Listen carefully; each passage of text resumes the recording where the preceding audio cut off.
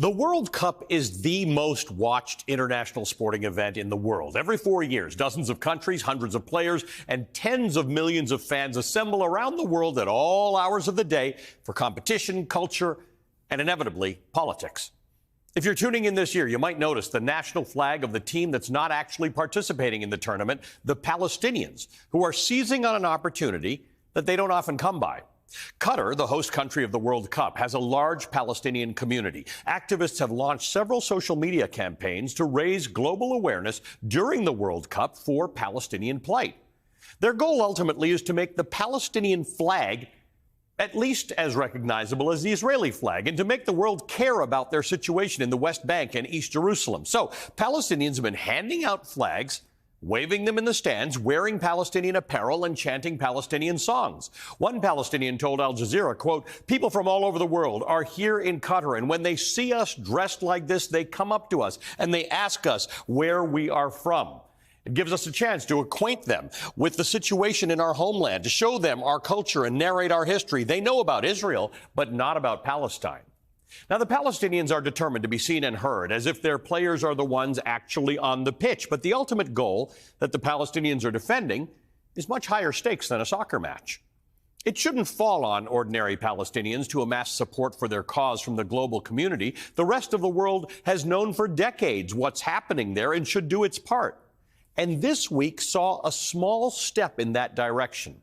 The Biden administration is appointing a new special representative for Palestinian affairs. This is a big deal. The news was first reported by Axios, and it marks the first time that the U.S. has created a Washington-based position at the State Department that is solely responsible for Palestinian affairs.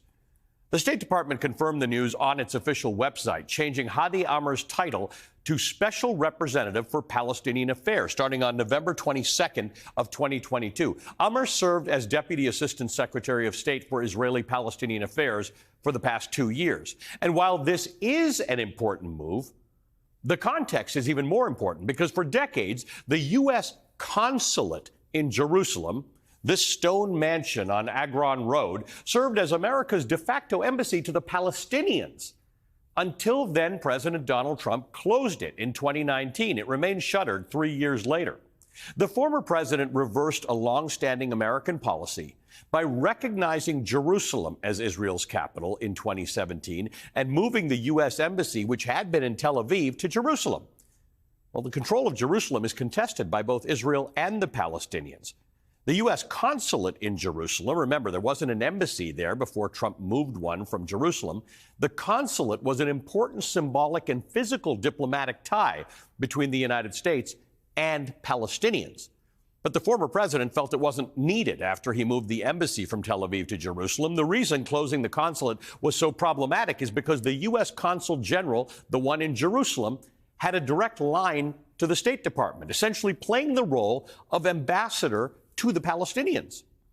Merging the consulate and the embassy meant that all diplomatic communications went through the lens of one American representative for both the Israelis and the Palestinians. So when the consulate was closed, it was a major downgrade in diplomatic ties between America and the Palestinian Authority. Now, according to Israeli and Palestinian national statistics, about 4.8 million Palestinians live in all of the land that's controlled by Israel. That's Israel's actual boundaries plus land that Israel occupies in the West Bank and East Jerusalem. While Israel will go out of its way to point out that those Arabs who are citizens of Israel have the same rights as Jewish Israelis, which is a point that is highly debatable, all of the rest of the Palestinians who are not Israeli citizens, about 2.7 million of whom live in East Jerusalem and the West Bank, are treated as second-class citizens in the land of their birth. Palestinians in most of the occupied West Bank and East Jerusalem do not have control over the most basic and critical aspects of their daily lives, like water supply, electricity, and building permits. Some don't even have the security of knowing that they will be able to continue to live on land that they legally rent or own. Like Israelis, Palestinians have the right to exist, but there are very few powerful global players willing to help them do that. The U.S. has often been very reluctant to do the right thing as it relates to Palestinians. That's why the Biden administration's decision to create a new official government post for Palestinian affairs is progress. Hopefully, it will start to repair relations with the Palestinians, relations that were injured by Donald Trump. But President Biden did promise to reopen that U.S. consulate in Jerusalem when he was running for president, to give the Palestinian people and leadership their own unfettered line of communication directly to the American government. It's been 2 years, and the doors of that consulate remain shut.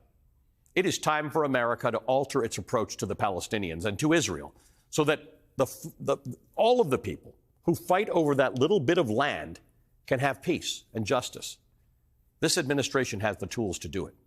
It's time to act.